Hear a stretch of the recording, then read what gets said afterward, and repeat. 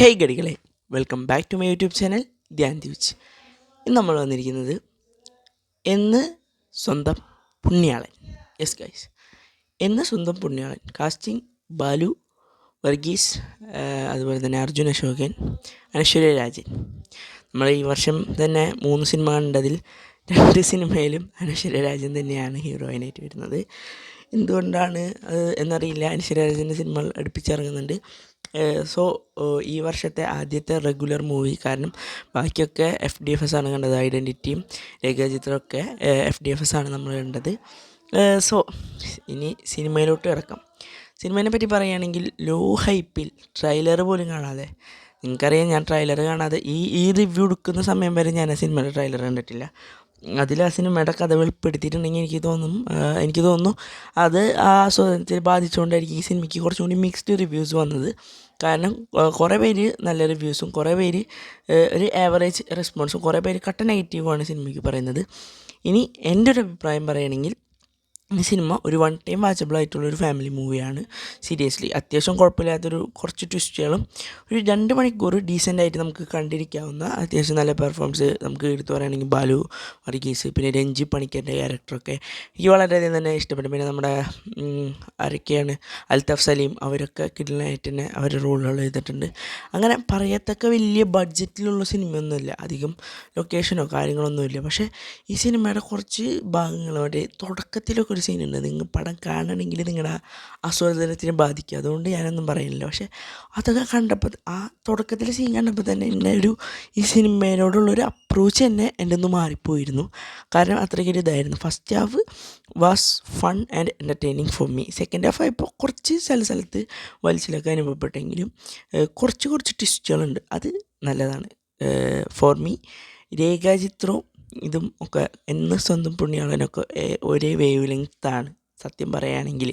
കാരണം fun മോഡിലുള്ളൊരു cinema പ്രതീക്ഷിച്ച് പോയിട്ട് എനിക്ക് കിട്ടിയത് ഇത്തിരി എൻഗേജിങ് എന്നാൽ അത്യാവശ്യം ഫണ്ണുള്ള കുറച്ച് നെയിൽ ബൈറ്റിങ് ഇതുള്ള ഒരു സിനിമ തന്നെയാണ്. എനിക്ക് അങ്ങനെ അങ്ങോട്ട് പ്രെഡിക്റ്റ് ചെയ്യാൻ പറ്റാത്ത പോലത്തെ ഒരു സിനിമയായിട്ടാണ് തോന്നിയത്. നമ്മൾ പ്രതീക്ഷിക്കുന്ന പോലെയല്ല നടക്കുന്നത്. കുറച്ചൊക്കെ എനിക്ക് നമ്മുടെ അടികപ്പിയരെ കൂട്ടമണിയുടെ ഒരു ഫീലൊക്കെ അടിച്ചായിരുന്നു. നിങ്ങൾ കണ്ടവരാണെങ്കിൽ നിങ്ങൾ അത് പറയുക. അടികപ്പിയരെ കൂട്ടമണിയുടെ ചെറിയൊരു ചായവൊക്കെ അടിച്ച് ഈ പടം കണ്ടപ്പോൾ. കാരണം ഇറങ്ങുന്നതിന് മുന്നേ ഈ സിനിമയെ പറ്റി ഒരു ഇതും ഉണ്ടായിരുന്നില്ല. ട്രെയിലറൊക്കെ ഇറങ്ങിയ സമയത്ത് ഈ സിനിമയ്ക്ക് ട്രെയിലറിന് കുറച്ച് വ്യൂസൊക്കെ കയറിയിട്ടുണ്ടായിരുന്നു. അപ്പോഴും ഞാൻ ഈ സിനിമയുടെ ട്രെയിലർ കണ്ടില്ല.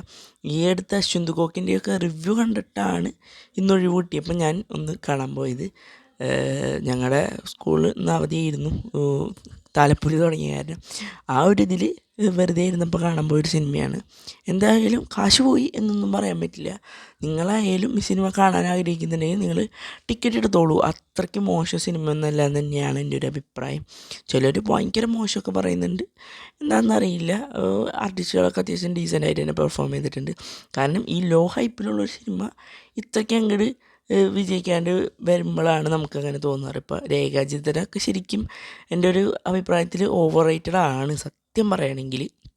ഇത്രയൊക്കെ ഇത് കൊടുക്കണം. കാരണം ഐഡൻറ്റിറ്റി എന്ന് പറയുന്ന ഒരു അടിപൊളി സിനിമയ്ക്ക് കിട്ടേണ്ട സ്വീകാര്യതയല്ലേ കിട്ടിയിരിക്കുന്നത്.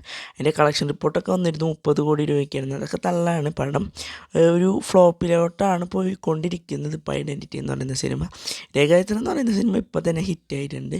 പുണ്യാളൻ്റെ കാര്യം എനിക്കറിയില്ല, ഒരു സെമി ഹിറ്റ്, ഒരു ആവറേജ് ഹിറ്റൊക്കെ ചിലപ്പോൾ അടിക്കാൻ ചാൻസ് ഉണ്ട്. കാരണം ഫാമിലി ഓഡിയൻസിനൊക്കെ കാണാൻ പറ്റിയത് തന്നെയായിരിക്കും. രേഖാചിത്രം കാണുന്നതുകൊണ്ട് കുഴപ്പമൊന്നുമില്ല. എന്നാലും ഇനിയിപ്പോൾ പ്രാവിൻകൂട് ഷാപ്പൊക്കെ ഇറങ്ങുന്നുണ്ട് മറ്റന്നാൾ. അതിൻ്റെയൊക്കെ ഒപ്പം പിടിച്ച് നിൽക്കുമെന്ന് കണ്ട് തന്നെ അറിയാം. സോ പുണ്യാളൻ എന്ന് സ്വന്തം പുണ്യാളൻ എന്ന് പറയുന്ന സിനിമയ്ക്ക് ഞാൻ 5-ഒരു 3.5 റേറ്റിംഗ് കൊടുക്കും. കാരണം ഒരു പ്രാവശ്യം നമുക്ക് കാണാവുന്നതൊക്കെ ഈ പടത്തിലുണ്ട്. അത്രയ്ക്ക് ബോറായിട്ട് തോന്നിയില്ല. സോ നിങ്ങൾ ഈ സിനിമ കണ്ടതാണെങ്കിൽ നിങ്ങളുടെ വിലയേറിയ അഭിപ്രായം കമൻറ്റ് ബോക്സിൽ രേഖപ്പെടുത്തുക. മറ്റൊരു സിനിമയുടെ റിവ്യൂമായി വരുന്നവരെ അൺടിൽ ദെൻ ദിസ് വിദ്യാർത്ഥി സൈനിങ് ഓഫ്. ബൈ.